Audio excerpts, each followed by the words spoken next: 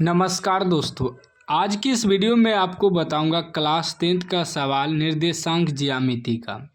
सवाल कर रहा है कि उस बिंदु के निर्देशांक ज्ञात करें जो बिंदुओं 2, -2 और -7, 4 को मिलाने वाले रेखाखंड को 1:3 के अनुपात में अंतः विभाजित करता है। ठीक ना। यह सवाल 10th के बोर्ड एग्जाम में पूछा जा चुका है और हर साल एक ना एक सवाल रहता है इसमें से। ठीक ना, निर्देशांक ज्यामिति में से। तो ध्यान से आपको देखना है यदि आपको पूरा कंप्लीट सीखना है तो। ठीक ना।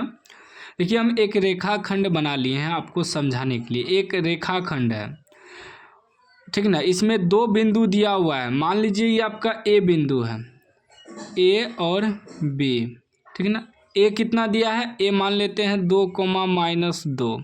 ठीक। उसके बाद बी मान लेते हैं -7, 4। ठीक। अब क्या कर रहा है, को मिलाने वाले रेखाखंड को, ये जो ए और बी बिंदु मिलाता है दो बिंदु, ये जो रेखाखंड है इसका जो है अंतः विभाजित करता है। कितना? 1:3 के अनुपात में अंतः विभाजित करता है। तो मान लीजिए यहाँ बांट रहा है, ठीक ना। इसे मान लेते हैं P। तो ये 1 और 3 के अनुपात में विभाजित करता है। ठीक ना। तो वही कह रहा है कि उस बिंदु का निर्देशांक ज्ञात करें। उस बिंदु का जो बिंदुओं 2, -2 और -7, 4 को मिलाने वाले रेखाखंड को 1:3 के अनुपात में अंतः विभाजित करता है। यानी यहाँ जो P बिंदु है इसका निर्देशांक निकालना है। यहाँ मान लीजिए x और y। ठीक है ना। यही निर्देशांक निकालना है। यहाँ जो बांट रहा है 1:3 के अनुपात में, तो इसका निर्देशांक कितना है? ठीक ना। निर्देशांक बिंदु इसका निकालना है। ठीक।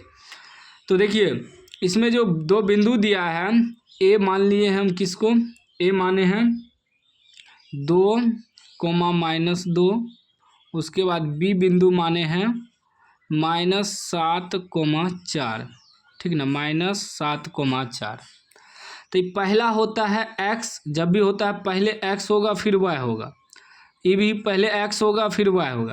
तो इसमें दो बिंदु है तो इसको x1, इसको x2, इसको y1, y2 मान लेंगे। ठीक ना। लिखेंगे x1 बराबर आपका 2 हो जाएगा। उसके बाद x2 बराबर हो जाएगा -7। उसके बाद y1 बराबर हो जाएगा -2 और y2 बराबर हो जाएगा 4। ठीक ना। इस प्रकार आपको लिख लेना है।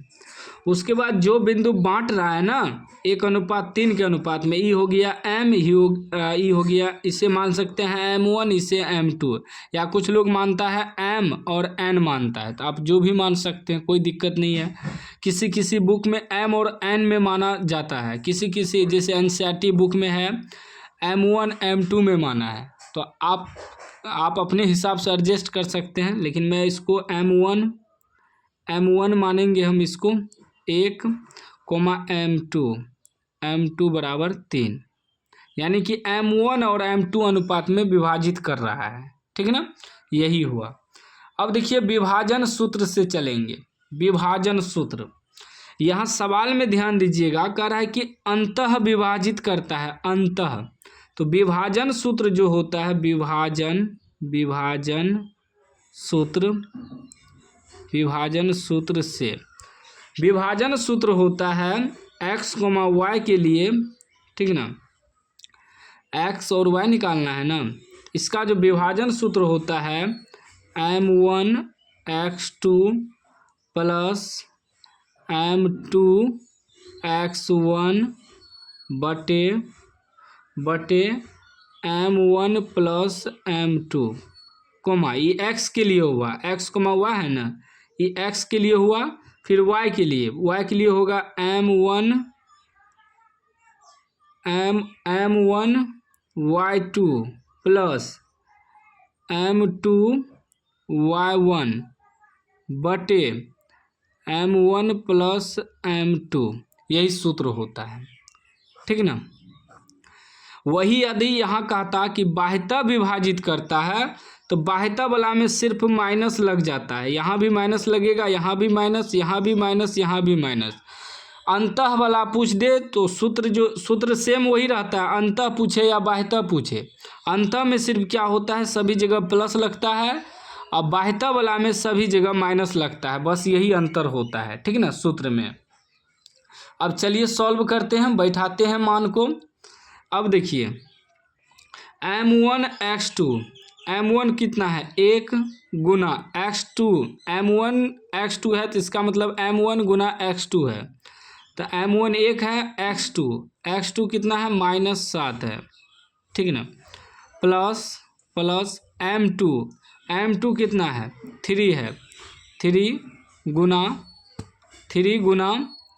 x1 कितना है 2 है, 3 गुना 2 बटे m1 प्लस m1 कितना है 1 है, प्लस m2 कितना है 3 है, कोमा m1 1 है गुना y2 कितना है 4 है, प्लस m2 कितना है 3 गुना y1 कितना है -2 है, बटे m1 प्लस m1 कितना है 1 प्लस m2 कितना है 3, ठीक ना, इस प्रकार लिख देना है, ठीक।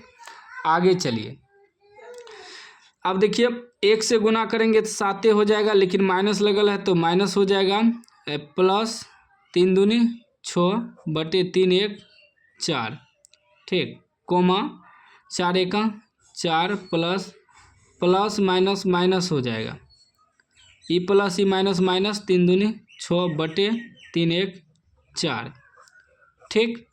अब आगे देखिए 6 में से 7 घटेगा, क्या बचेगा -1 बटे 4, क्योंकि प्लस में है, कोमा 4 में से 6 घटेगा तो -2 बटे 4, ठीक, जो कटेगा कटा देंगे, 2 1 2 2 दूनी 4, कितना आ गया ये -1 बटे 4, कोमा -1 बटे 2, यह जो है उस बिंदु का निर्देशांक निकला, आंसर हो गया आपका, उस बिंदु का निर्देशांक निकला जो कि 1:3 के अनुपात में यहाँ विभाजित कर रहा है, ठीक ना।